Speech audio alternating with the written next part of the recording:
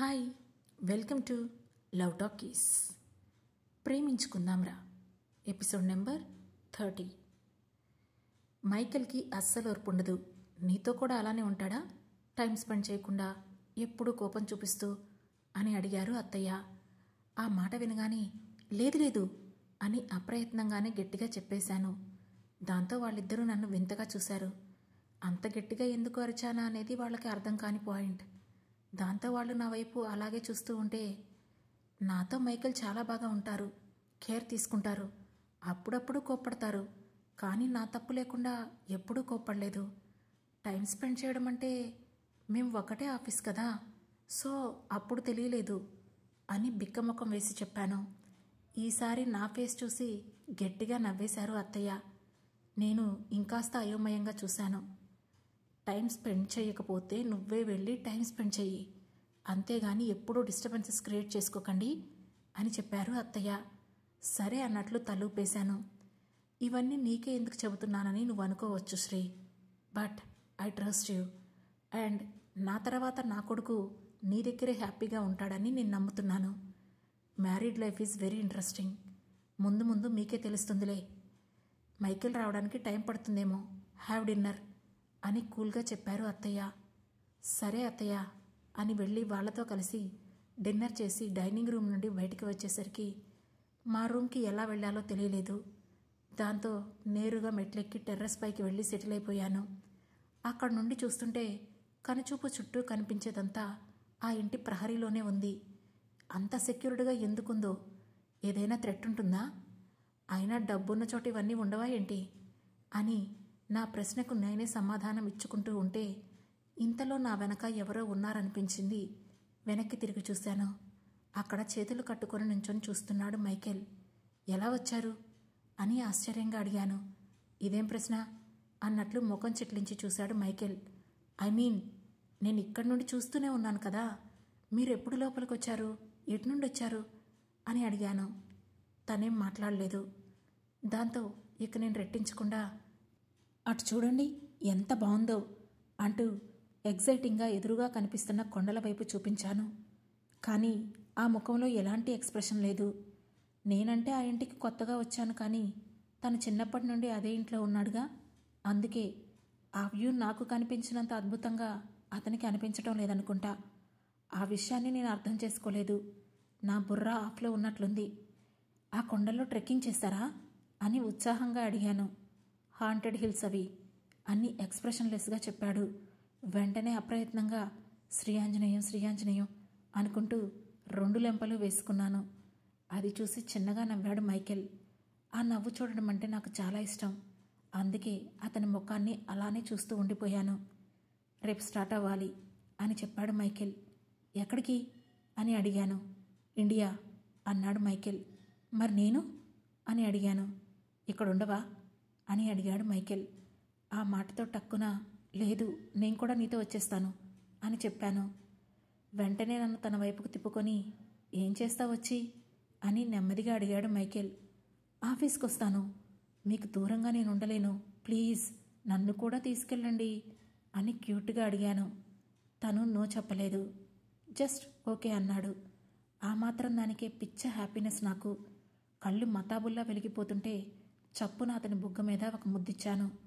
దాంతో బుగ్గ తుడుచుకొని, పెళ్ళయింది శ్రీ నీకు, ఇంకా కిస్ పెట్టడం రాకపోతే ఎలా అని సర్కాస్టిక్గా అడిగాడు మైకేల్.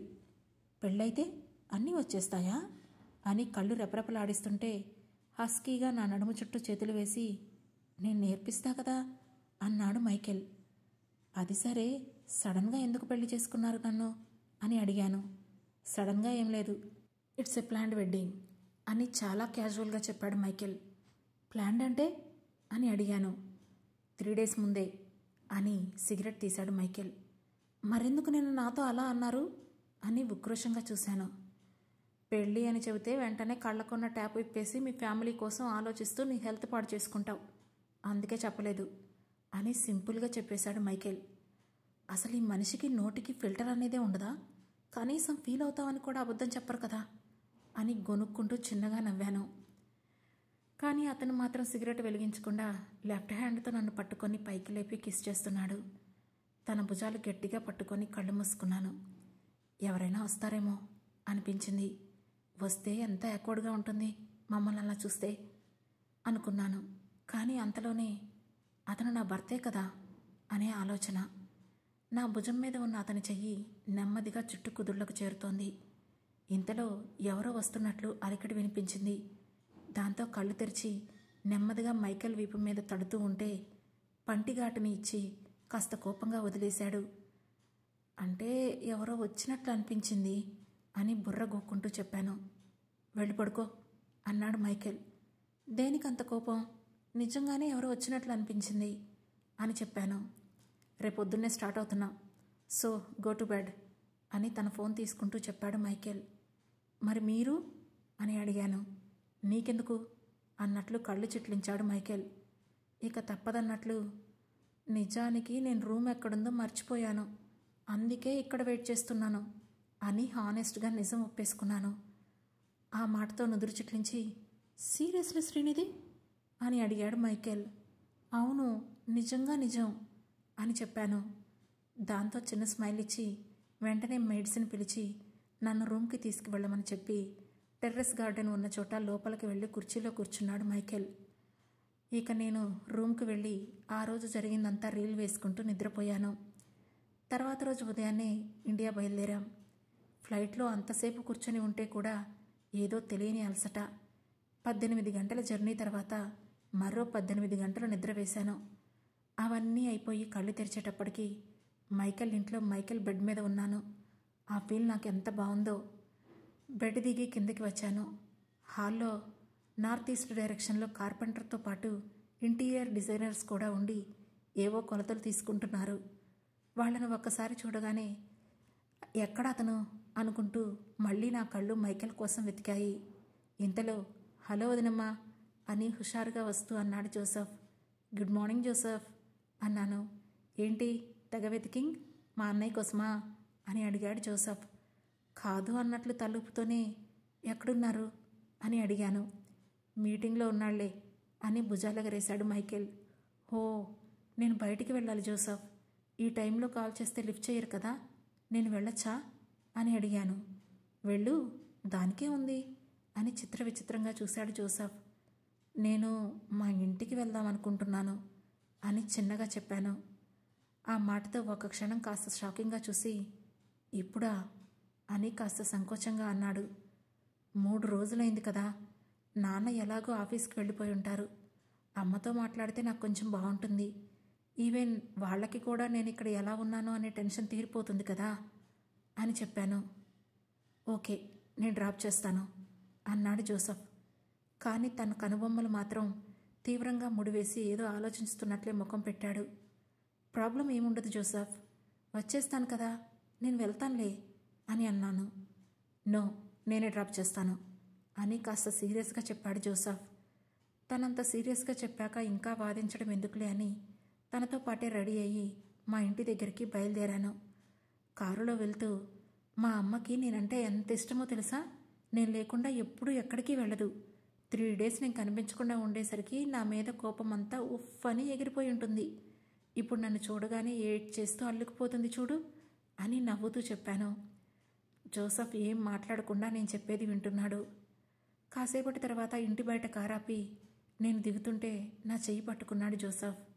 ఏంటన్నట్లు తన వైపు చూశాను. మీ నాన్నగారు ఆఫీస్కి రావడం లేదు శ్రీనిధి అని డైరెక్ట్గా చెప్పాడు జోసెఫ్. ఎందుకు అనే ప్రశ్న నాలో వచ్చింది, కానీ సమాధానం ఎవరికీ తెలియదు కదా, అందుకే. పర్వాలేదులే, ఎలానో ఇక్కడి వరకు వచ్చాను కదా, లోపలికే వెళ్తాను జోసెఫ్ అని అన్నాను.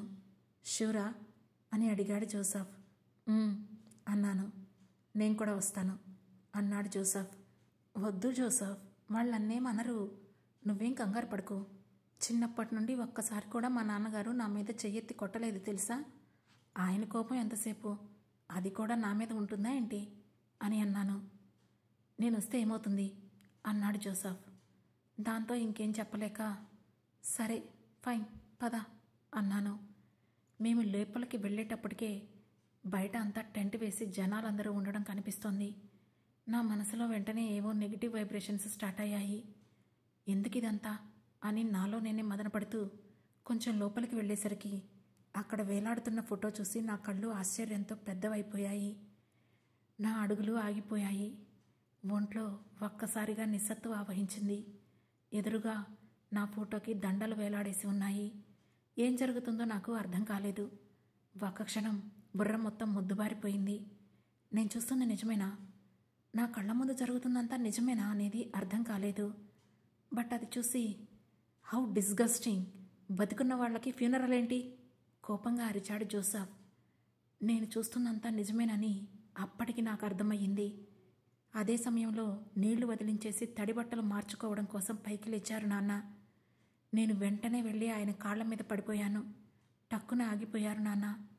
నాన్నగారు, ప్లీజ్, నేను చేసింది పెద్ద తప్పే, కానీ క్షమించండి. దానికి ఇంత పెద్ద శిక్ష వేయకండి. ప్రేమించడం తప్పు కాదు, కానీ మిమ్మల్ని అలా మండపంలో వదిలేసి వెళ్ళి ఉండకూడదు. కానీ నాకు కూడా వేరే ఆప్షన్ లేదు. ఐఎమ్ సారీ అని అతని కాళ్ళ మీద బతిమలాట పడుతున్న నన్ను ఒక్క చేత్తో వెనక్కి నెట్టేశారు నాన్నగారు. ఆ మూవ్ అసలు ఊహించకపోవడంతో డిఫెండ్ చేసే ఛాన్స్ కూడా లేదు. నేరుగా వెనక్కి పడిపోయాను. తలకి గట్టి రాయి తగిలేసింది. అది నుదుటి భాగంలో తగడం వల్ల పెద్ద అనర్థమేమీ జరగలేదు. ఆ క్షణంలో నాకేమైనా అయ్యుంటే ఇంకెప్పుడో జరగాల్సిన అనర్థాలు అప్పుడే జరిగిపోయి ఉండేవి. కింద పడిన నన్ను భుజం చుట్టూ చెయ్యేసి జాగ్రత్తగా పట్టుకున్నాడు జోసఫ్.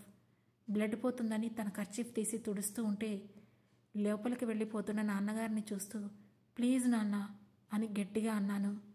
వెంటనే నాన్న నా వైపు అసహ్యంగా చూస్తూ, అసలు నువ్వు ప్రేమించింది ఎవరిని? తమ్ముణ్ణా లేక అన్నయ్యనా? ఆ విషయం నాకు అర్థం కావడం లేదు. కనీసం నీకైనా అర్థమవుతుందా? నువ్వు కాపురం చేస్తుంది ఎవరితోనో నీకైనా తెలుసా? సీతాదేవి పాదాలను తప్ప ముఖాన్ని కూడా సరిగ్గా ఎప్పుడూ గమనించలేదు లక్ష్మణుడు. అలాంటిది నువ్వు ఇలా రాసుకు పూసుకు తిరగడం ఏంటి? మొగుణ్ణి పక్కన వదిలేసి మరిదితో ఊరి మీద తిరగడాన్ని ఏమంటారు? నీ దృష్టిలో ఇది ప్రేమ, అభ్యుదయ భావమా అని వెటకారంగా అడిగారు నాన్నగారు. ఆయన మాట్లాడుతున్న ఒక్కో మాట సలసలా కాగిన ఇనుములా గుచ్చుతుంటే ఆయన పెంపకంపై ఆయనకే నమ్మకం లేదా అనిపించింది. దాంతో ఏం మాట్లాడాలో తెలియక మౌనంగా చూస్తూ ఉండిపోయాను. కానీ జోసఫ్ అలా ఊరుకోలేడు కదా. అందుకే ఆవేశంగా, హే యు షడప్, ఏం మాట్లాడుతున్నావో తెలుస్తుందా అని నన్ను వదిలేసి కోపంగా లేచి నాన్నగారి వైపు అడుగులు వేస్తూ గర్జించాడు. నేను పైకి లేచే ఓపిక కూడా లేక వెళ్ళొద్దు అన్నట్టు జోసఫ్ కాళ్ళను పట్టేసుకున్నాను. నువ్వు కాళ్ళు పట్టుకోవడం ఏంటి శ్రీ, వదులు అని గంభీరంగా చెప్పాడు జోసఫ్. ప్లీజ్ జోసఫ్, వదిలే, ఐఎమ్ సారీ. మా నాన్నగారి మాటలకి నేను నీకు సారీ చెబుతున్నాను అన్నాను. I don't want your sorry Sri. అతన్ని కాస్త నోరు దగ్గర పెట్టుకుని మాట్లాడమని చెప్పు. కనీసం అతని వయసుకైనా అతను గుర్తుండాలి కదా. నువ్వు అతనికి ఏమవుతుందనేది తెలీదా? కన్నా తండ్రి కూతుర్ని అనాల్సిన మాటలా అవి? వావి వరుసలు మర్చిపోయిన అతను నీ తండ్రి అనే ఒక కారణం వల్లే ఇప్పటికీ గౌరవం ఇస్తున్నాను. ఇంకొకసారి ఇలాంటి మాటలు వినిపిస్తే అడ్డంగా నరికేస్తాను అని చాలా కోపంగా చెప్పాడు జోసఫ్. ఆ మాట వినగానే అప్పటి వరకు చూస్తూ ఉన్న మా బాబా ముందుకొచ్చి, నరికేస్తాడంట, విన్నావా? ఇంత చోద్యం ఎక్కడైనా చూసామా? ఆ మనిషి ఏంటో ఆ మాటలేంటో నాకైతే ఏం అర్థం కావడం లేదు. డబ్బుంటే ఎవరికి ఎక్కువంట? మాట మంచి లేని మనుషుల్ని కుటుంబంలోకి తీసుకొచ్చి పాపం చేసావు శ్రీనిధి అని కోపంగా అంది మా బామ్మ. నిజానికి ఆవిడికి మైకేల్ గురించి తెలీదు. పూర్తిగా తెలిస్తే ఆవిడ ఖచ్చితంగా అలా మాట్లాడదు. ఇంతలో నాన్న విసుగ్గా, కుటుంబంలోకి తీసుకురావడానికి అసలు తనే మన కుటుంబం కాదు కదా అని గంభీరంగా అన్నాడు. వెంటనే జోసఫ్ కోపంతో, వాట్ ద హెల్, అసలు ఏ లోకంలో మీరున్నారో మీకైనా అర్థమవుతుందా? లవ్ మ్యారేజ్ చేసుకుంటే ఇంత సీన్ క్రియేట్ చేస్తున్నారా? మీ అమ్మాయి ఏమైనా రోడ్డు మీద ముష్టి వేసుకునేవాడిని ప్రేమించిందా? లేదంటే తెలిసి తెలియని తనంలో అట్రాక్ట్ అయ్యిందా? మీరు తనకి వెతికే సంబంధాల కంటే 100 రెట్లు ఎక్కువ మంచివాడిని పెళ్లి చేసుకుంది. అందులో తప్పే ఉంది అని కోపంగా అడిగాడు జోసఫ్. గొడవ ఇంకా పెద్దదవుతున్నట్లు అనిపించడంతో, జోసఫ్ ప్లీజ్ అని అన్నాను. అంతకంటే దీనంగా నా మాటలు రాలేకపోయాయి. ఐ సెడ్ షడప్ అని చాలా కోపంగా అరిచేశాడు జోసఫ్. ఇంతలో వాళ్ళందరినీ దాటుకొని మా ముందుకు వచ్చిన బావ నా దగ్గరికి వచ్చి, ఎంత మంచి సంబంధం చేసుకున్నారు మీరు? పితృకార్యాలు చేయడానికి పనికొస్తుందా? శుభకార్యం చేస్తే ఇంట్లో ఇటుక వేయడానికైనా పనికొస్తుందా? జంధ్యం లేని బ్రాహ్మణుడు అల్లుడుగా ఉన్నాడంటే పున్నామ నరకానికి పోతారు. అని వీరావేశంగా చెప్పాడు. యూ బ్లడీ, నీ నోటి నుండి మరో మాట వింటే చంపేస్తాను. లిటరలీ నిన్ను చంపేసి ఇప్పటికే చాలా రోజులై ఉండాలి. కానీ తన ఫ్యామిలీ జోలికి రావద్దని మా వదిన నా దగ్గర మా అన్నయ్య దగ్గర మాట తీసుకుంది. లేదంటే ఈ పాటికి నిన్ను ఎప్పుడో చంపేసి ఉండేవాణ్ణి అని ఆవేశంగా అన్నాడు జోసఫ్. విన్నావా రాము, చంపుతాడట. మగాడు. ఆ అబ్బాయికి ఆవేశం ఎక్కువ అనుకో. అయినా నీ సంగతేంటి శ్రీనిధి? కనీసం సిగ్గుశరం ఏమైనా ఉన్నాయా లేవా నీకు? బరి తెగించి తిరుగుతూ మీ నాన్నని అన్ని మాటలు అనిపిస్తున్నావా? అతను అంటుంటే చూస్తూ ఊరుకున్నావా? ఇదేనా మీ అమ్మ పెంపకం అని అడిగింది మా బామ్మ. పెంపకం? నవ్వొస్తుంది ఈ మాట వింటే. ఆ రోజు అంతమంది మధ్యలో ఆ వ్యక్తికి ముద్దు పెట్టినప్పుడే అర్థం చేసుకోవాలి. మనం చూసిన శ్రీనిధి, మనం పెంచిన శ్రీనిధి ఇది కాదు. ఇదెవరో నాకు తెలీదు అని అన్నారు నాన్నగారు. ఆ మాటతో నాన్నగారు అంటూ పూడుకుపోయి వచ్చింది నా గొంతు. నోర్ముయ్, ఎవరే నీకు నాన్న? ఆ రోజు ఫంక్షన్ హాల్లో అందరి ముందు పరువు తీసేసి వెళ్ళిపోయావు కదా, ఆ రోజు గుర్తుకు రాలేదా నీకు ఈ నాన్న? అయినా నువ్వు ముగ్గురు ఆడపిల్లలే పుట్టినా సరే మీ నాన్న ఏ ఒక్కరోజు కూడా బాధపడలేదు తెలుసా? తలకొరువు పెట్టే కొడుకు కోసం చూడమని తాతగారు బ్రతిమాలారు. అయినా కూడా నాకు ఆడపిల్లలే వాళ్ళ భర్తలే కొడుకులతో సమానం అనేవాడు. అలాంటిది నువ్వు ఈ ఇంట్లో ఇలాంటి పాడు పనిచేశావు. ఇక పసిపెలా దంచాలి, హోమానికి మెట్టెలా వేయాలి అని కోపంగా అంది మా బామ్మ. నాకు ఏడుపు ఆగడం లేదు. అంతమంది మధ్యలో నాతో పాటు జోసఫ్ కూడా మాటలు పడుతూ ఉన్నాడు. ఎందుకు పడాలి? అతనేం తప్పు చేశాడు? అనవసరంగా జోసఫ్ని తీసుకొని వచ్చానని అనిపిస్తుంది. అందుకే ఇంకేం మాట్లాడలేక, జోసఫ్ ప్లీజ్, మనం వెంటనే ఇక్కడి నుంచి వెళ్ళిపోదాం అని అన్నాను.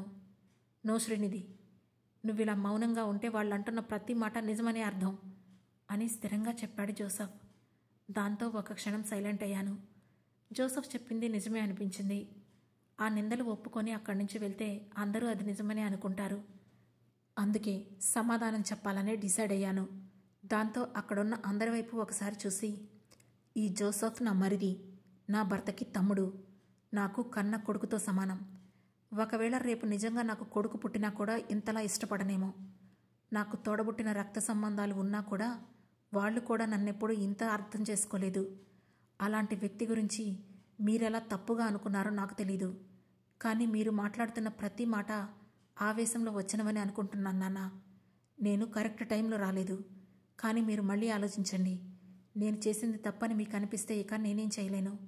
కానీ తనని ఇంకొక మాట మాత్రం అనకండి, దానికి నేను ఒప్పుకోను అని గట్టిగా చెప్పాను.